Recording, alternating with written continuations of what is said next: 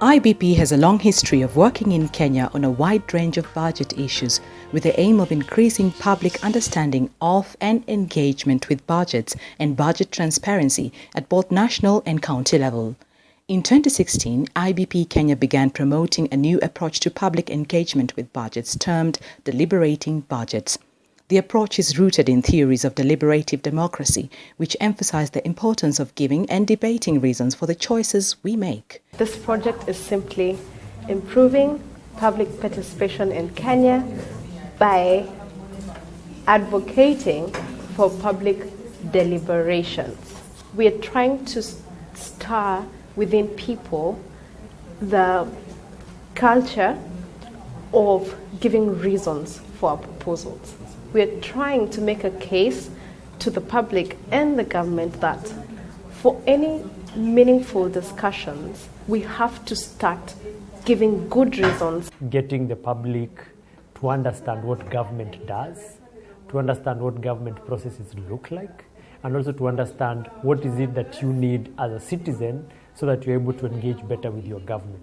Now, it's not natural that that will happen, but that's where the civil society organizations come in and organizations that work in governments to kind of try and bridge that gap where gaps are noticed. The one thing that you hope is that the kind of knowledge they got today, the kind of engagement they got today will be useful for them in two ways. One, to push government to be able to do this kind of engagement with them, and secondly, for them to pull up the communities that they work with to be able to engage with government at a fairly reasonable level. In the context of budget making, deliberation occurs particularly around the reasons for spending trade-offs, justifying why we are giving more to some sectors than others. What do you think the sectors should get for the year 2018-19? If you were the one to make that decision, how would you apportion the budget to these sectors?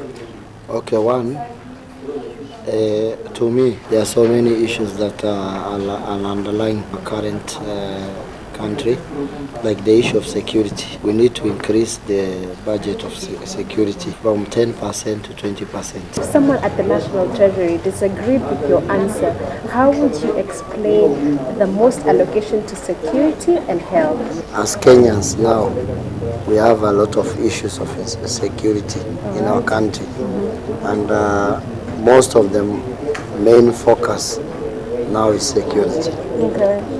And that is why I proposed the security to be increased, because it's one of the top priority agenda. Infrastructure is very important because it touches so many people in the society. For instance, if we have good roads, then the farmer will not suffer. If we have a good structure in learning institutions, children will not suffer and will produce more scholars to go and now come back and help. If we have good health facilities, we'll not have to go to India because we'll have good infrastructure around us. If we equip our children with the good learning gadgets and all that, then I think all will be well. If we equip our academic institution, higher learning institutions with state-of-the-art equipments, then we'll be growing the economy positively. About the health sector, just the other day we had issues with the doctors. Health has problems with paying the doctors, supply of medicine to the public hospitals. Hence, the poor are suffering, those who can't afford the private hospitals. Referral hospitals and emergencies, which is not even used in 47 counties. Okay. So at least they can increase from 10% to 20%. And also, in addition, we have those issues that national government are linking to the county government, like the cancer machine, the other machines that are allocated to the counties, which all need a lot of resources. How would you explain how you decided this? Okay, according to the current situation in the country, we see doctors striking, we see citizens suffering, hospitals are not in good conditions, facilities, machineries, so we actually need to facilitate the health centers, mostly the public health centers, to pay the doctors so that we have no strikes. I think the most important thing, we should be sensitized first, that we may know how these allocations are done and the reason why each sector is given the allocation. Yeah. What does deliberation about the budget actually look like? Answers emerge from public deliberation forums conducted in 3 counties in Kenya, Mombasa, Isiolo and Nakuru in May 2017. If the government feels strongly that certain sectors should get more money, they should be able to back it up by something. Is it statistics? Is it facts they're aware of? Is it the availability of funds? Why is it a priority? They should be able to answer those questions to the public. If the public feels otherwise, then they should be able to say, the reason we want to give more money or less money to sector A is because of this. So if we all have an appreciation that it's not just about being heard, it's about explaining why your argument or your opinion is important and helping other people to see it, that is what is important. But we still have a lot of work to do in making sure that those public participation engagements are actually more efficient and they have an impact. And by impact here, I mean that whatever discussions that happens in those forums actually ends up influencing the budget.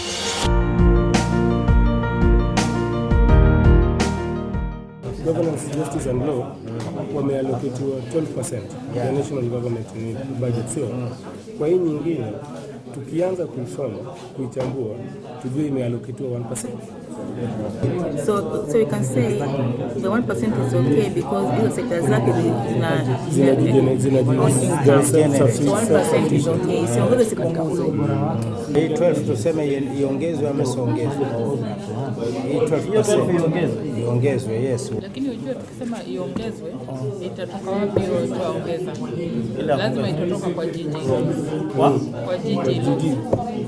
Oh, itoke huko sio? Itoke hapo hapo. You see, you're prioritizing between hizi mbili. So, ukitoa hapa lazima uweke hapa. Ukiweka hapa lazima utoe hapa. Because nobody in the other tables will give us.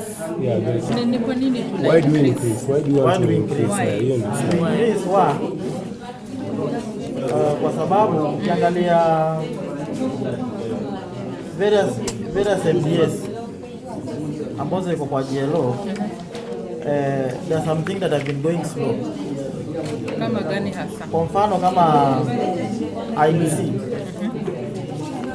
IBC needed a lot of funding so that we synergize hii mambo ya election on time rather than kama ile ilikuwa ile kwa sababu walikuwa hawana time. So there's some things ambazo zilikuwa zinahitaji a lot of money. In these forums, the main question under discussion was the share of the budget that should go to sectors like education, health, security, and so on. As part of the deliberations, participants were divided into small groups to stimulate further discussion about the upcoming budget, take note of the government's proposal, and come up with their own allocations to the various sectors within the national budget.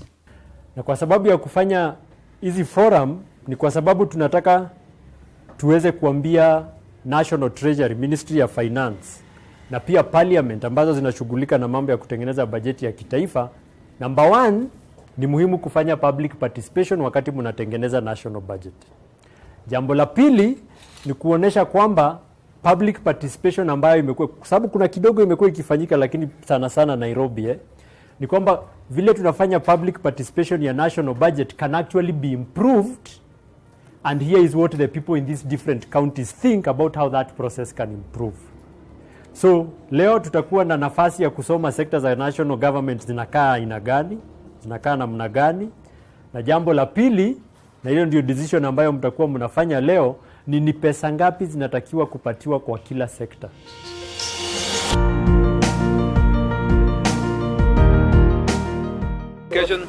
Education ilikuwa imepewa ngapi? Kitambo ilikuwa imepewa ngapi? 20. Ilikuwa 20.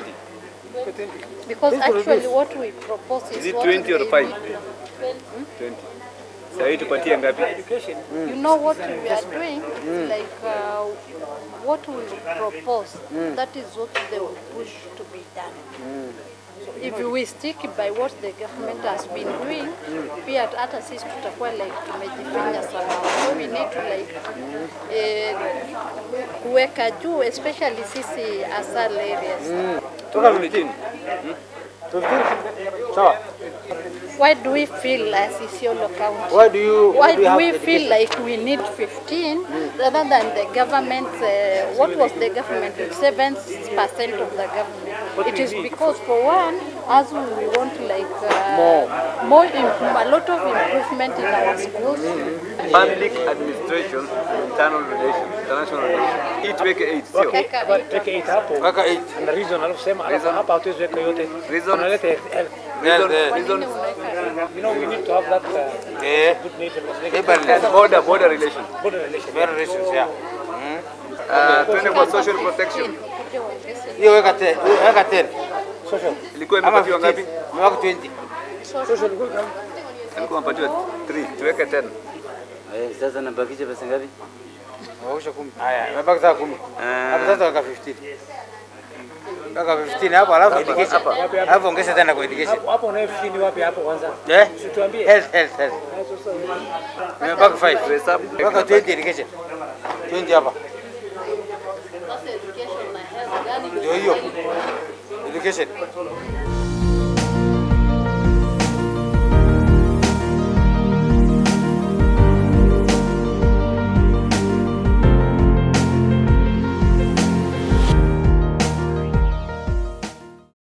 Somebody can take us through the first, the agricultural and rural nini. Na hiyo nyingine tukawa tumeambiwa tuchambue zote mbili, nipi ambayo tunaweza kuipatia kipaumbele ama pesa nyingi na ni kwa nini. Hizo keti zote tumeona kile kitu ambacho tunaweza patia pesa nyingi ni environment sector. Kwa sababu gani? Kitu cha kwanza tumesema kwamba environment ikiwa improved, hii agriculture itafanya. Tukimalizia tukasema kwamba sekta hizo ndio zote 10 zote zinaenda environment. Maana kama ni upande wa energy, kama ni upande wa health, kama ni wapi, yote inaenda environment. Wote mnasema ipo percentage za ngapi? Kama 10%. Na agriculture? Kwenda kwa education, ha? So on education, kitu ambao tumeangalia tumesema wacha tuangalie the reality of things vile zimekaa. Je, absorption rate yake imekuwa vipi? So tukaenda page 44, tukaangalia table ya absorption. Kiangalia page ya absorption, kiangalia katika hizo departments zote 4, there are 4 departments pale chini. Kiziangalia zote 4, all the departments are above 3/4. They are above 3/4, meaning in terms of absorption. Na ile shughuli ambayo wanafaa kufanya, wanafanya kazi nzuri. Tukasema wacha tuangalie shida mahali ambapo ilipo sana. Sasa shida ikaja kuangukia page 42, ambayo ukiangalia hapo kwa hiyo nini chart ya kwanza, Teacher Service Commission, umeangalia juu kuna mahali imeandikwa vizuri governance and standards, lakini ukiangalia governance and standards, ukiangalia kwa nini inakupatia 0.1, kumaanisha shida iko wapi? Shida inalai pale. Tulipoenda page 11 ambayo ina another chart kama hiyo inasema 2018-2019 huo mwaka unakuja wameongeza by 3%. Meaning kwa hivyo lile jambo ambalo tulikuwa tunaangalia kusema kwamba elimu iongezewe iende juu ni kwamba imeongezwa. Kwa hivyo imeongezwa by 3%. Tukasema hilo jambo ni zuri. Kwa hivyo tukasema education as according to us kwa ile meza yetu it is taken care of. The next sector ambayo ni public administrations and international relations ama jina pair, ambayo imebeba nchi nzima, pia inafaa kuongezewa, ipewe kipaumbele kuongezewa. Na tuliposema iongezewe tukasema turudi pale katika ile pie chart yetu pale mwanzo, tuangalie je serikali wamefanya hivyo. ni kwamba wameongezewa 2%, sasa ni 15%, wameongezewa by 15% projected, ile ambayo ni project page 11. Kwa hivyo tukasema then we are also okay with this. Energy and infrastructure next. Energy ilikuwa iko 32 historically, alafu ikashuka 28. Sawa. Kwa hivyo ikawa imepungua by 4. Sisi tuwasemaje? Kwa sasa tuseme ipungue iende 25. Mimi niliacha at 30. Yaani tu kwa maoni yangu. Kwa nini nilikuwa nasema hivyo? Unaona allocation ya ICT. Mfano ICT ameongea kwa ICT. When you allocate funds for something like ICT, the previous year was allocated the same amount. It has to reduce. Kwa sababu unapo ICT it means everything kuileta na connect. So it is there to serve. The only thing ambayo inabakia pale ni maintenance. Kwa sababu ni maintenance, lazima pesa itakuwa imeshuka. Huwezi sema iongezeke. Unahitaji ushaipata. Nataka tupate figa mbili. Ndio sasa kila mtu hapa niambie, sio average, tambia kila mtu aandike ile figa anaona ni sawa. Alafu tunazihesabu hapo. Sawa. Inatupatia hiyo kuna 35, 25, 32 and 30. Sasa tumekuja 28. Imebaki pale tu. Let's have the health sector. I love this.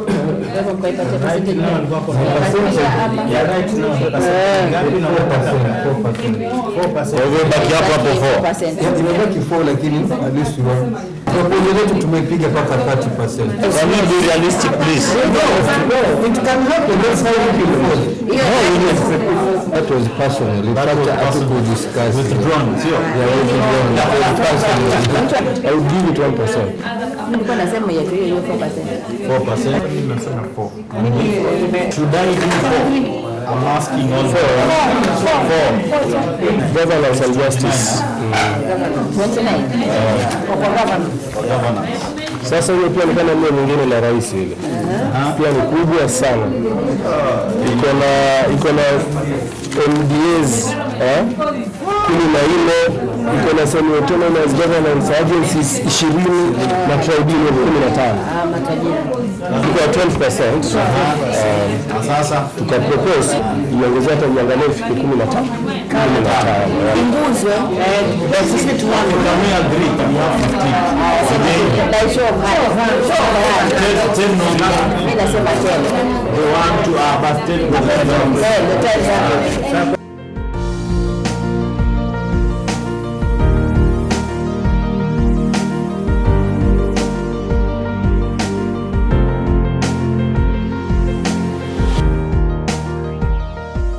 Sasa tupeni masikio wa agriculture.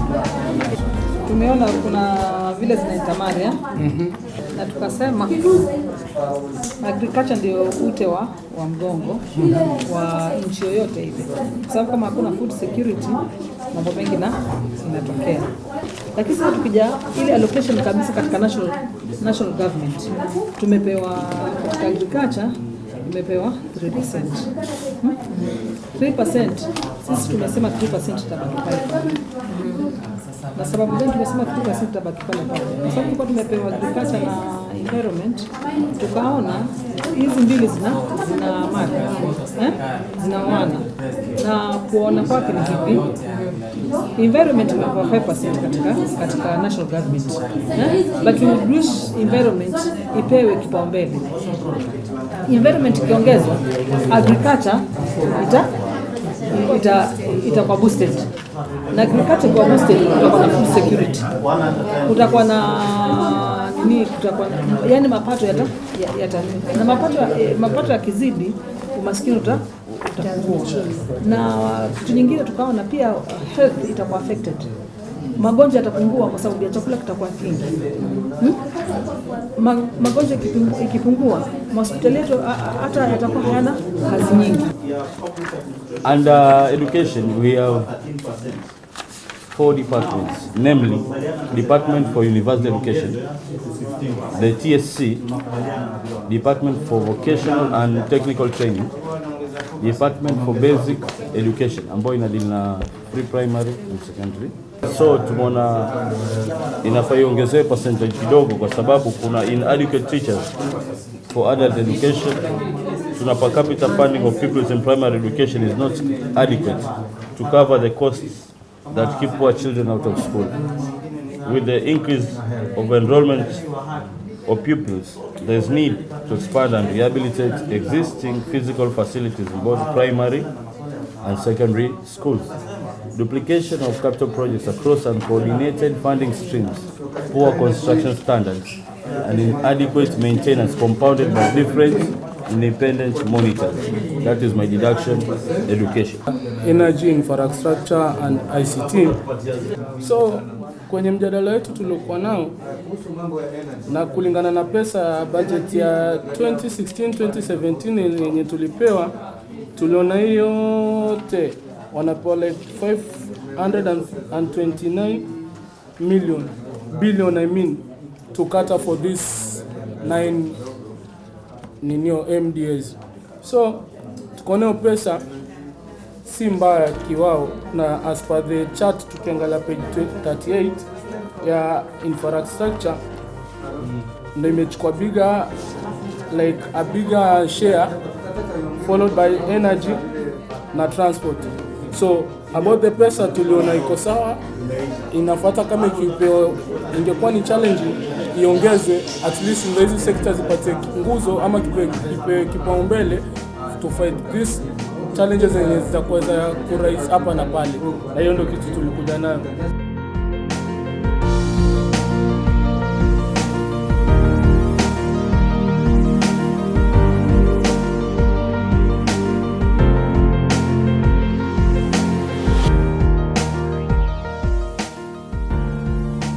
IBPK also tested the implications of having one homogeneous group comprised of women only.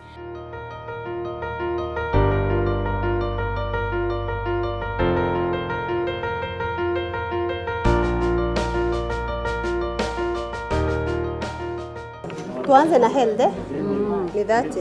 The health sector consists of the Ministry of Health and several semi-autonomous agencies. NHIF is under health sector. How does it work? Because I understand NHIF si huwa tunalipa. NHIF cover, lately it was advanced. If you've been there, so it was lately advanced. In such a case that now it covers, even for surgeries, it does cover for surgeries, of which in the past it never used to cover. So it's of help. My question is, why is it under the health sector and yet it is the individual contributing to this scheme? That is what is surprising me. One, tuandike basi kwa card. What about NHIF? National Referral and Specialized Services. What is their objective? To improve provision of quality specialized healthcare services. Na ikapata 24 billion. That is 39% of the sector budget in this current financial year. This is a bunch of money. Hii pesa ni mingi. What do we say about it?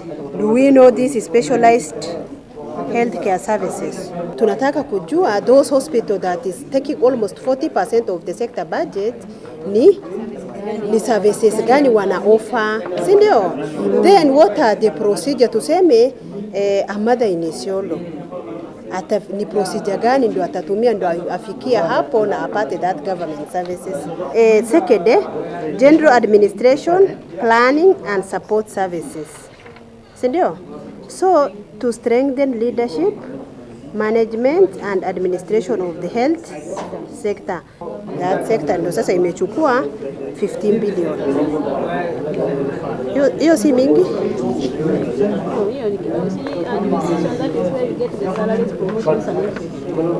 Yes. Daktari wanalipwa na 15% of the county's allocation. So where is this 15 billion going?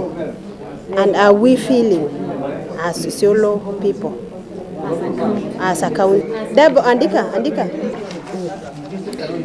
Energy, infrastructure and ICT, page 36. The sector consists of 9 MDAs. Below is a table showing the MDAs in the program and the program in it, together with recent allocation to MDS, the current financial year that is, the sector is responsible for ensuring the country has efficient, affordable and reliable infrastructure for sustainable economic growth. Tuko na general administration, planning and support services ambayo ilipata 1 billion, rail transport ilipata 157 billion, marine transport ilipata 17 billion, air transport ilipata 7 and road safety ikapata 1. And that is 34% of the sector budget.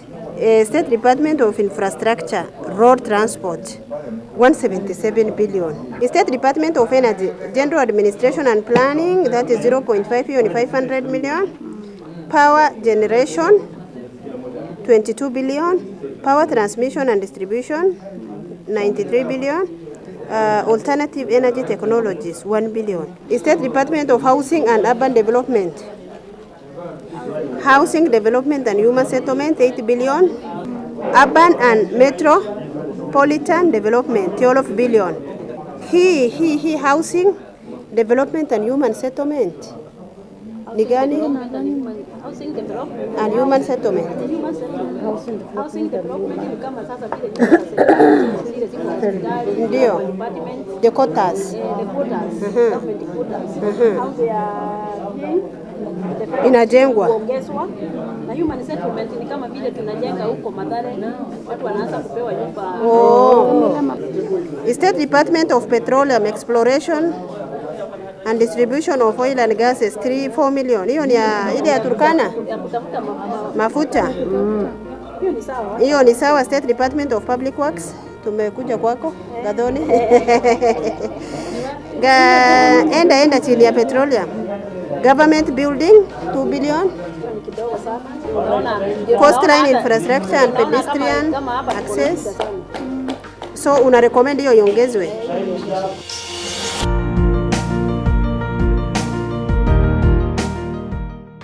Now we are making the final decision. But it's going to be a final decision ambayo nataka bado tujadiliane na tukubaliane vile tutafanya hiyo final decision. Agriculture, rural and urban development. How much do you want to allocate to this one? 5. Mwalimu amesema 5%. Why 5%? Kenya, the backbone of our economy is agriculture. And it should be looked into keenly and given enough funds. Because every Kenyan in one way or another involves himself in agriculture. Meaning the government should look at this, all us should look at agriculture as the first thing in when allocating budget. The next sector is education. How much do you allocate to this sector and why? As far as education is concerned, I may feel that an addition, according to the government proposal here, we need an addition for education sector. One, education sector has been with a lot of demonstration of teachers, enough salaries, the bursaries for our children. So this sector is a key sector when it comes to our common money. It should be allocated 25%. 25%. 4%. Okay, health. How much should we allocate to health and why? The percentage left at the head of the government largely has been put to creative care. Meaning, they want to focus on treating than preventing.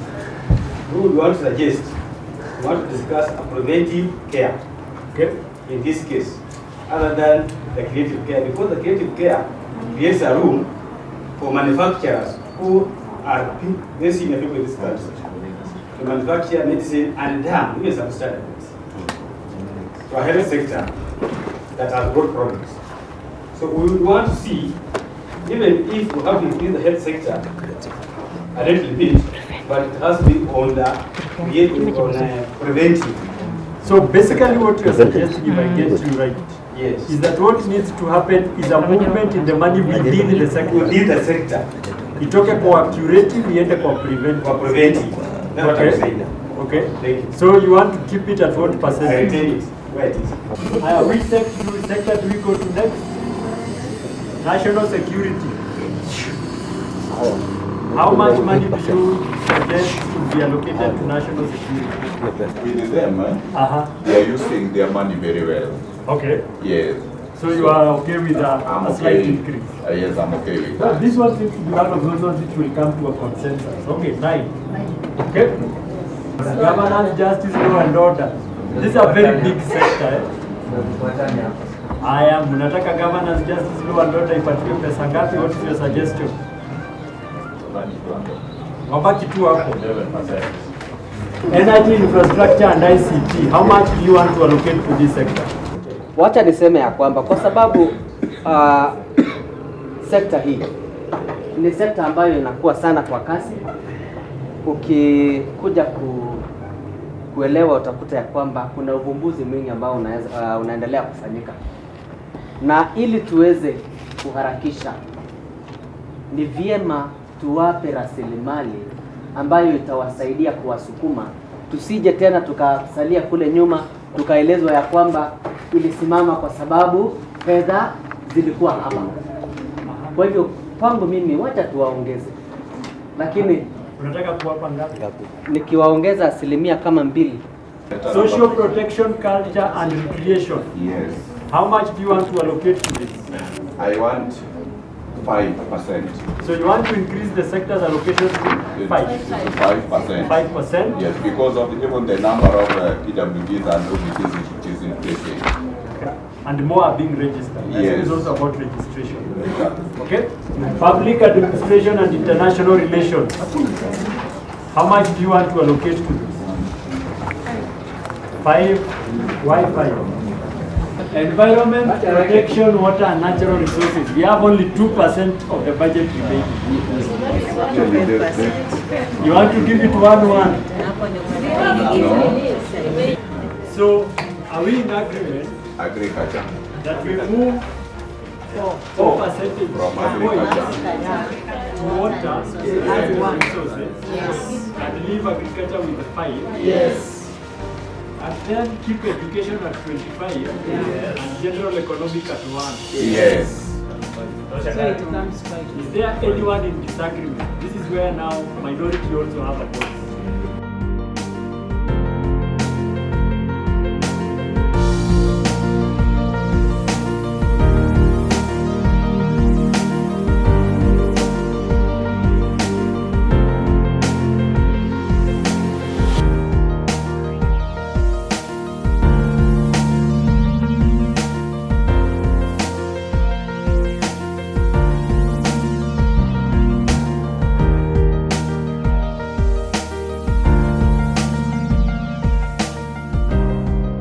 Tumefunzwa hapa, hatukuwa tunajua hapo mbeleni. Kwa hivyo leo tumefahamu mambo mingi na tumejua zaidi, kwanza mambo ya devolution, mambo ya budget ya serikali ya national. Hatujawahi kuona. Mimi mwenyewe sijawahi kuattend katika participate katika budget yoyote ya national government. Lakini kwa leo vile wanapanga na vile inafanywa tumeiona. Not many of us knew about the budget making processes and what it entails in the national government budget. Na baada ya mafundisho nimeweza kujua mpangilio wa serikali wanapopanga kuhusu fedha zetu. To my surprise, I thought I knew much about the budget, but I learned something different because the departments we always know about the governance system, they have different names when it comes to the national government. But my disappointments is that when it comes to issues of public participation, where the public are the key, they do not participate in these activities. Reasons being that the information being given does not come in time. Nilikuwa sijui kuhusu mambo za budget, kuhusu sectors. Kuna sectors nilikuwa hata sizifahamu, lakini kwa hapa nimejifunza mengi. kuhusu county government na national government, jinsi disbursement of funds zinavyokwenda. Ni kitu nilikuwa sifahamu. Alafu kisha nikapata ufahamu wa mambo kama vile percentage ya pesa ugambi wa pesa zinavyogawanyiwa sekta tofauti tofauti, na nimefurahi pia kujua jinsi pesa zile zinavyogawiwa na participation ya public, yani mwananchi kuhusishwa katika budget ya kitaifa na ya county government vile vile.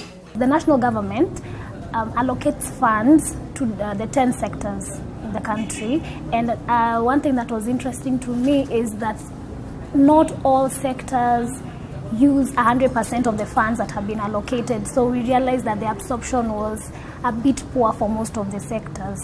I've never known that there is a difference between the irrigation department and the Ministry of Agriculture. So for me, I've been taken to be the same. So when the budget is read, I expect that it is both covered in the Ministry of Agriculture, includes the irrigation. But I didn't know irrigation is in the energy department. So that one to me was very important. Mara mingi tunaishi kulaumu minister, tunalaumu nani, lakini nimeona leo hiyo kazi si chache. Manake unaweza panga uache ingine hakuna, so nimeelewa kweli hiyo ni kazi ambayo na ni kazi muhimu huwa wanafanya.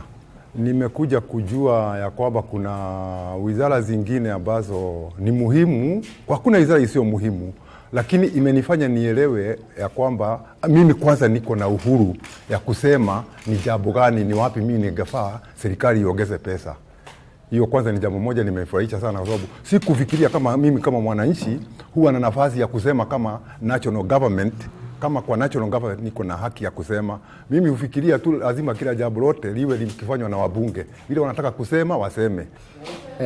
We have so many sectors in Kenya. We have sectors like roads, health, through the ranking and the priorities that maybe are helping the community, rather than doing only talking about, if we talk about agriculture, we give the reasons why it is agriculture. If we talk about security, we give reasons why it's security. As a business person, it will help me because in the informal sector, not very many people are enlightened about the budget. Not many people think that the budget affects them either positively or negatively. But from what I've learned today, the budget affects us wholesomely in the sense that as a Kenyan, every aspect, every sector, you're involved in every sector. So it is important even for us to be able to know what is happening in other sectors, because you never know where you might end up. The interaction, the sessions were very good because we did not have a lot of facilitation. It was among ourselves learning how to go about it. Now we've also learned the challenges people go in between in terms of balancing the percentages within the different sectors for them to be having, for them to have funds across the board. The government should empower more of these structures and frameworks and workshops across all the 47 counties and get to know the technicalities behind the budget process and budget making. Mimi ningeomba serikali yetu kupitia hii washa, kwa vile mambo mengi sisi wananchi hatujui, ningeomba serikali ije mashinani tuweze wananchi waweze kuhamasishwa kuhusu makadirio ya fedha za serikali. Na ile budget inapokuwa inatengezwa, mwananchi maoni yake achukuliwe kwa uzito, manake yeye ndio taxpayer. Akishasema nataka project fulani ifanywe, serikali ikubali kwamba mwananchi yule aandike proposal na serikali ipokee ile proposal na CC kwa kila sekta ambayo inahusika, kama vile ofisi ya rais, ofisi ya chief, ofisi wa mzee wa mtaa, mzee wa nyumba 10, na kila mwananchi pia amepata ile kopi, ili mradi siku ile tutasema siku fulani tuliomba kitu fulani, kama wananchi wawe na document ya kuprove ya kwamba waliomba pesa. Maana mara nyingi unakuta unaambiwa budget ilikuwa allocated na pesa zimerudi. We have some concerns about the allocations and the way they are utilized. That is something that has come up very clearly today. There's a feeling that we should have some policies in place. For example, in the sector of agriculture, where land now is being subdivided into very small plots. Agricultural land, fertile land that is being turned into real estate. at a time when the government or when the nation is suffering famine. And so from today's symposium, I strongly feel something must be done. I think these 3 workshops have been an eye-opener for me, and today, because it's the most recent one in my memory, has been a forum that has made me feel like I'm not delusional for thinking Kenyans are actually deliberators, that some Kenyans actually have reasons for their proposals, and if given the opportunity to have a forum that is well organized, they'll actually give them. While participants found the material challenging, these forums demonstrated that members of the public can learn about complex ideas of the budget, can find value in government proposals while disagreeing with them, can deliberate more effectively after learning, and can deepen their appreciation of the annual budget process. IBP Kenya, open budgets transform lives.